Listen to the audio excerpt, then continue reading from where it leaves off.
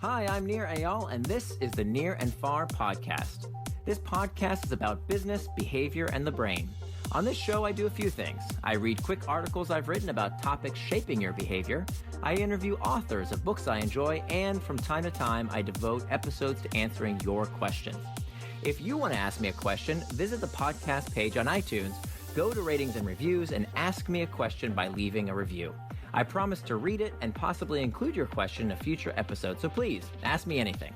Now, enjoy the episode, and for more, you can always visit me at nearandfar.com.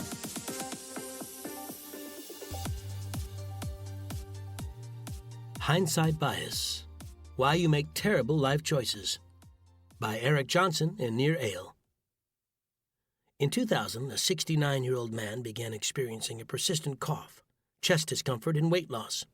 His physician recommended a radiograph of his chest to identify the root of the issue, which revealed a large tumor. A biopsy confirmed the worst: malignant thymoma, a cancer hiding between the lungs, consuming the patient's body from the inside out. Though the tumor had been growing for years, if left untreated, the man would die of the disease within 16 months. Shocked, the man struggled to understand how this could have happened. 3.5 years earlier, he'd had the same chest radiograph done as part of a routine examination. The radiologist who did the original exam found nothing out of the ordinary. Now, because of the bad test results, there was little time for treatment. The patient decided to sue the doctor who missed the tumor. In the trial, the patient's attorney showed the initial x-rays to other radiologists who had no trouble identifying the tumor. There it was. The doctors corroborated. They could all see it. The doctors agreed the patient had suffered a clear case of medical malpractice. Or had he? The radiologist's attorney defended his client by claiming that the other radiologists only spotted the cancer because they already knew what to look for. After all, why else would a lawyer ask doctors to give an x-ray a second look? The radiologist was innocent, his lawyer claimed, because without knowing there was something to find in the scans, he had made a reasonable diagnosis. It was only in hindsight that the cancer could be easily spotted. The other radiologists' opinions couldn't be trusted because they had succumbed to hindsight bias. The jury had to decide whether to convict the radiologist based on how much they attributed to the benefit of hindsight. Was the cancer as obvious and the radiologist as incompetent as they now seemed? Or did knowing the outcome make it impossible to blame the radiologist for making the wrong call? What is hindsight bias? Hindsight bias occurs when people feel that they knew it all along, when they believe that an event is more predictable after it becomes known than it was before it became known. In other words, when we're looking back at an event after it already happened, knowing that outcome influences our perception of the events leading up to it. We experience hindsight bias because our brains are constantly trying to make sense of the world. To do that, we're constantly connecting causes and effects, connecting chains of events. Understanding cause and effect is an essential skill for survival. But when we succumb to hindsight bias, we oversimplify those explanations. We see unpredictable events as obvious. I knew it all along, we end up thinking. Just as the radiologists were more likely to spot the malignancy when they knew something was wrong with the patient's x-rays, we allow our knowledge of the present to affect our interpretation of the past every day of our lives. Examples of hindsight bias. Hindsight bias influences our perception of all sorts of life events.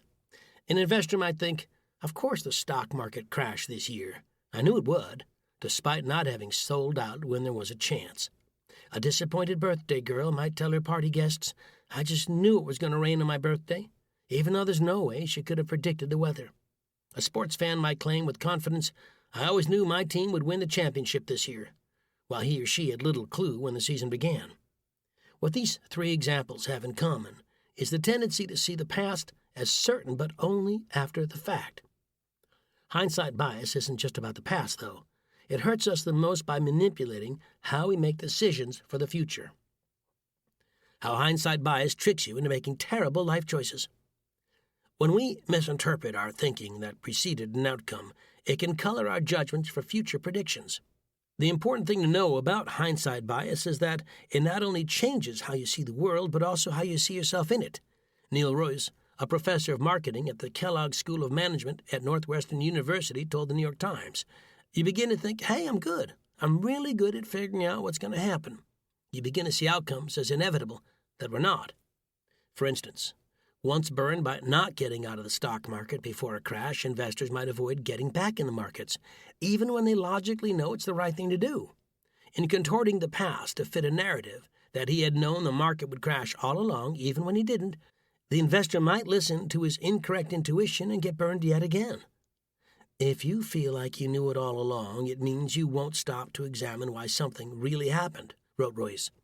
It's often hard to convince seasoned decision-makers that they might fall prey to hindsight bias. One way this misinterpretation happens is in assuming the causes of past events were much simpler than they were. Kathleen Vose, a social scientist at the University of Minnesota's Carlson School of Management, found the bias's consequences included myopic attention to a single causal understanding of the past, to the neglect of other reasonable explanations. This can also lead to incorrectly assigning blame or credit for an outcome. Overly simplistic explanations of the past make it easier to pin the consequences on individuals, rightly or wrongly. Incorrectly assigning credit can also cause distorted thinking. According to Vose, the simplistic explanations of the past provided by hindsight bias breed overconfidence in the certainty of one's judgments. It makes people think they can look back at past events and interpret something, and makes them think they have new ability to predict. Drew Boyd, executive director of the University of Cincinnati's MSc marketing program, explained to the BBC.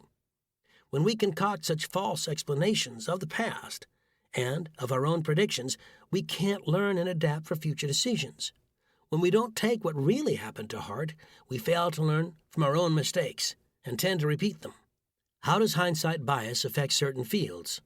The effects of hindsight bias are especially significant in certain areas. Hindsight bias in business, hindsight bias in law, hindsight bias in medicine, hindsight bias in politics, hindsight bias in history. Hindsight bias in business. Nobel Prize-winning American economist Richard Thaler believes business executives may be more prone to hindsight bias than people in other fields. In one study, researchers surveyed 705 entrepreneurs from failed startups. Before the failure, 77.3% of entrepreneurs believed their startup would grow into a successful business with positive cash flow. But after the startup failed, only 58% said they had originally believed their startup would be a success. Such a disconnect clouds business leaders' judgment and ability to learn from the past. It makes people think they can look back at past events and interpret something. It makes them think they have new ability to predict, said Boyd to the BBC. It happens in business a lot when you think that something that has happened before is going to happen again.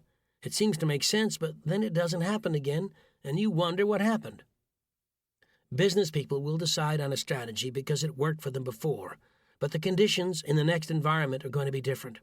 It's a different market situation, different people, and it's a mistake to immediately assume that what worked before is going to work again, he continued. This tendency makes it more likely that business leaders will take on risky and poorly thought-out ventures. Hindsight bias in law. As you saw in the radiologist's lawsuit described earlier, legal disputes and deliberations can also be uniquely affected by hindsight bias. Judges and juries, knowing the outcome of a situation at the beginning of a trial, are uniquely susceptible to the oversimplifications of hindsight bias when assessing blame for crimes. Separating the facts of the case from the blurred vision caused by knowing the outcome is extremely difficult. Hindsight bias in medicine. Medical professionals are also susceptible to hindsight bias. In one classic experiment, a group of physicians were given the medical case history for a patient with a list of 4 possible diagnoses and asked to estimate the probability of each being correct. Some of the physicians, the hindsight group, were told that one of the 4 diagnoses was correct before making their estimates. The hindsight group assigned far greater probability estimates to the diagnoses they were told were correct than the rest of the subjects. Hindsight bias significantly altered their perception of the symptoms and their cause. Hindsight bias in politics. Political judgment is also clouded by hindsight. Winston Churchill remarked that politics is the ability to foretell what is going to happen tomorrow, next week, next month, and next year, and to have the ability afterward to explain why it didn't happen. This is clear in political punditry, in which commentators always have neat explanations for election results or legislative decisions regardless of their own advanced predictions. In an experiment conducted by psychologists at Loyola University in Chicago, students were asked to predict the likelihood that then-President Bill Clinton would be convicted or acquitted in his impeachment trial. They gave estimates at 22 days and 3 days before the verdict, and then they were asked to recall those estimates 4 days and 11 days afterwards. 11 days after the Senate's acquittal vote, students inflated their original estimates by about 10 percentage points, while their estimates of what a friend would have guessed showed no such inflation. Political campaigns are aware of voters' susceptibility to hindsight bias and exploit it to win votes. With the benefit of hindsight, it's easy for voters to develop a narrative explaining the results of a politician's service, and campaigns are happy to help craft it. If a swing voter made a difficult decision in the previous election, for example, a challenger can exploit the bias to create voters' remorse for the incumbent. As a challenger, you need to win over some of those voters, a former advisor to President George W. Bush, Mark McKinnon, said to the New York Times. You need to give them an out for their voters' remorse. Hindsight may make it easy to justify their initial reservations about the incumbent and make them more willing to vote for the challenger. Of course, this can also work in the opposite direction. Voters are just as likely to justify their original decision, which may be why incumbents win more often. Hindsight bias in history. Finally, hindsight bias is also difficult to avoid in studying history itself.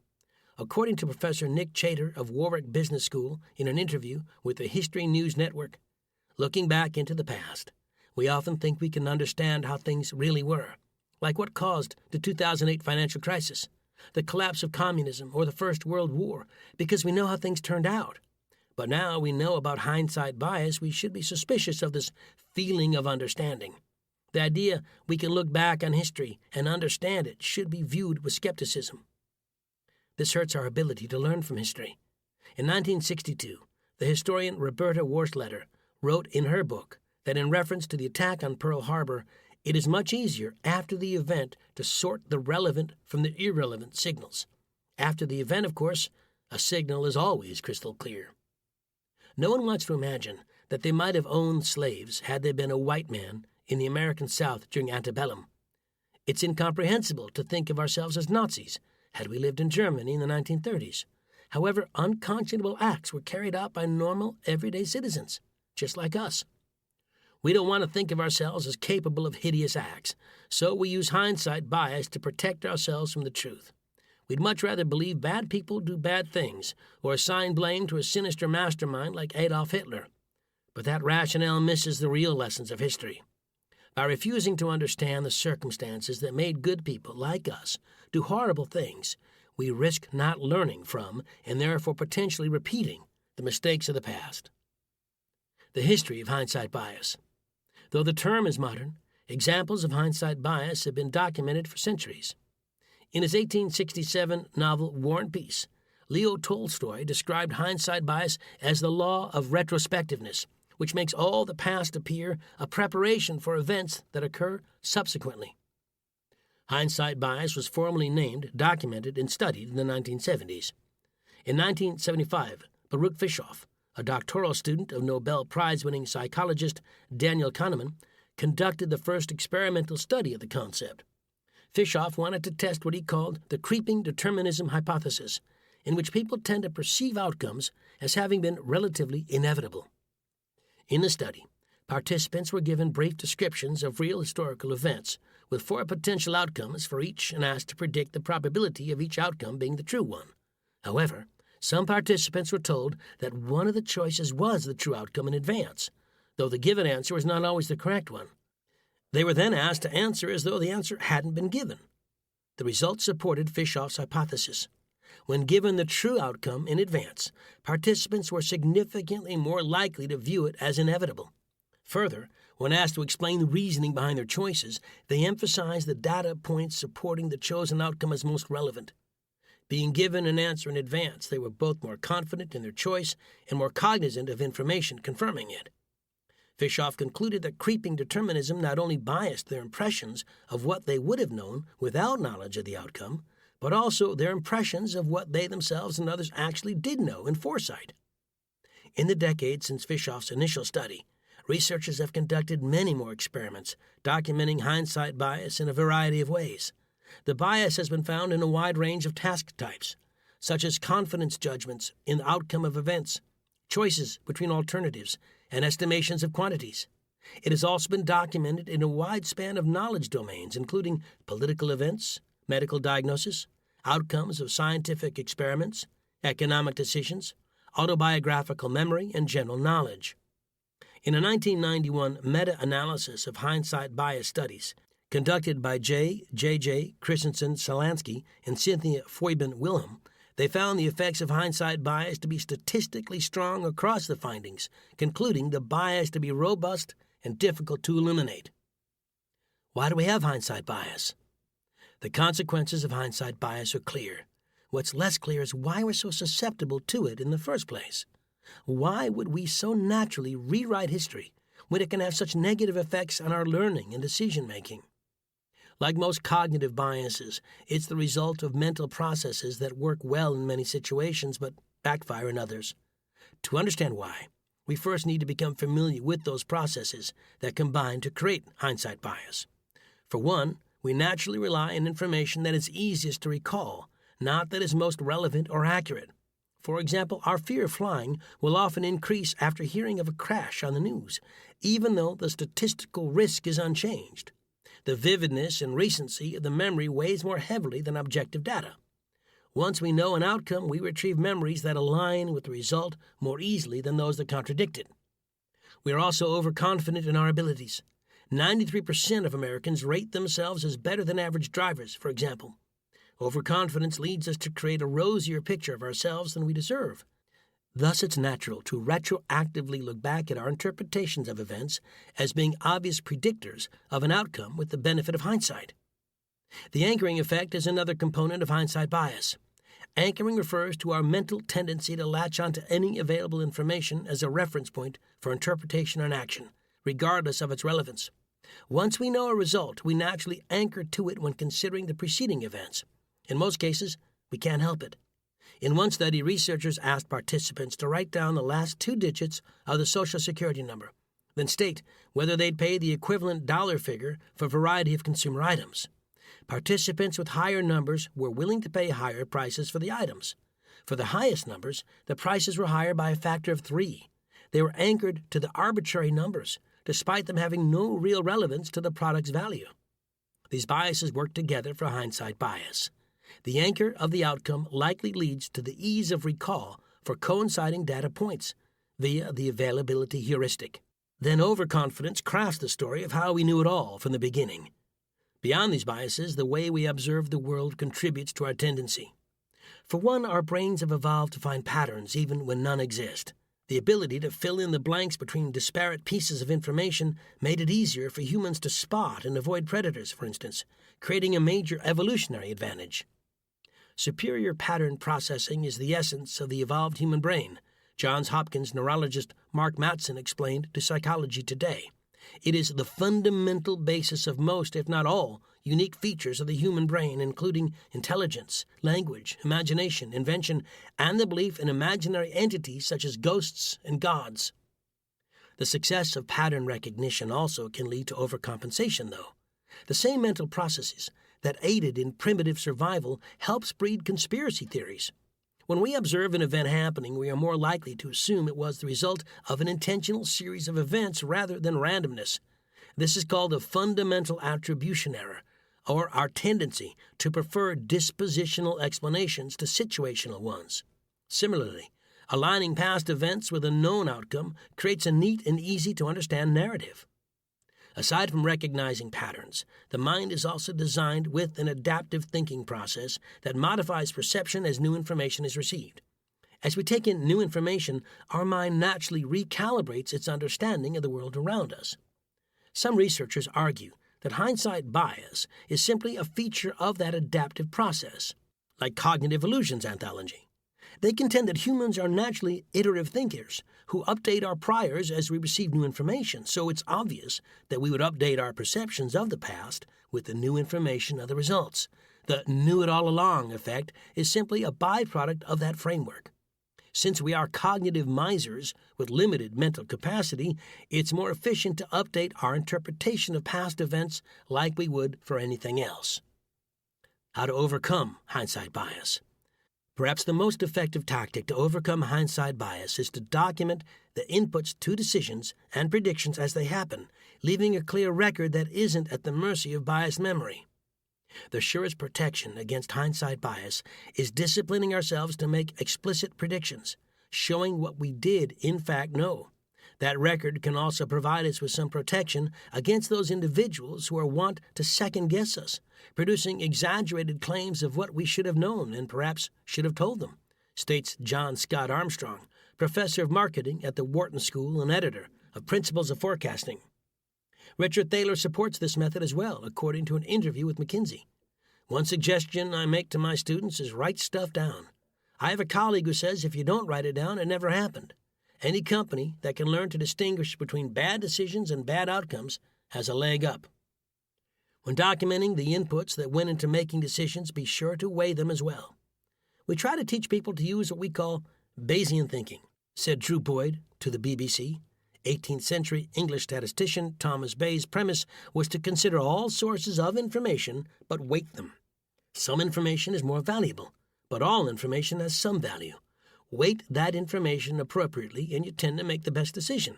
Make decisions based on what the data says is likely to happen, not what you think is going to happen. For example, imagine deciding whether or not to invest in a company. There are many inputs that factor into the choice: profit margins, growth rates, industry trends, cash flow, share price, and so on. When making the decision, the investor should document each data point and assign a weight to each one, quantifying its perceived importance to the outcome. Documenting such weights ahead of time avoids the revisionist history that accompanies hindsight bias. When evaluating outcomes that were not properly documented like this, our mind will retroactively assign probabilities. The paper trail counteracts that tendency. If we haven't documented the information leading up to the event, then we can consider the opposite. When you construct an interpretation of the past, you should flip it and think, how could this not have gone the way you anticipated? Once you have your little narrative in your mind, think, how could the outcome go in a different direction or not occur at all? Kathleen Vohs told the BBC. If you flip the script like that in a number of ways, you can reduce hindsight bias. This also helps disrupt our natural overconfidence. Anything that reduces people's confidence in predicting something will happen or the pathway in which something will happen is a good way to go about it, Vohs added. Conclusion and summary. In the case of the radiologist accused of malpractice, hindsight bias was a core part of the defense attorney's strategy. He argued that reviews of the original scans by other experts could never be accurate. One of the experts on the defense team supported the view that hindsight bias was impossible to avoid in such a case, even when the graphs were shown without any context of the case. I've never had an attorney bring me a normal radiograph, he said. Whenever an attorney shows or sends me radiographs, the first and only question that comes to my mind is, what was missed on these films? The plaintiff's experts, of course, argued otherwise. They claimed they had reviewed the initial radiographs before they had looked at subsequent studies and before they had been told that the case centered on an alleged missed lung tumor. But didn't you surmise that if an X-ray was brought to you for review by an attorney, that X-ray would necessarily be abnormal? Asked the defense attorney. Not at all, answered one of the radiology experts retained by the plaintiff. The lawyer could well bring normal radiographs. The jury bought the latter argument, voting the defendant radiologist liable for malpractice by a 10-2 vote, and awarded $872,000 to the family of the deceased patient. Hindsight bias has real consequences. The question of how much the future influences our interpretation of the past has important implications. Due to many of our cognitive processes, we cannot help but let the knowledge of an outcome influence our perception of the events preceding it. We can, however, mitigate these retroactive judgments with clear records. By documenting predictions and conditions surrounding events, we can have a more accurate understanding of the past. With that, we can better prepare for the future. Thanks for listening to this episode of the Near and Far podcast. You can always find more at my blog, nearandfar.com. And don't forget, if you have a question you'd like me to explore in a future episode, leave me your question in the form of a review for the podcast on iTunes.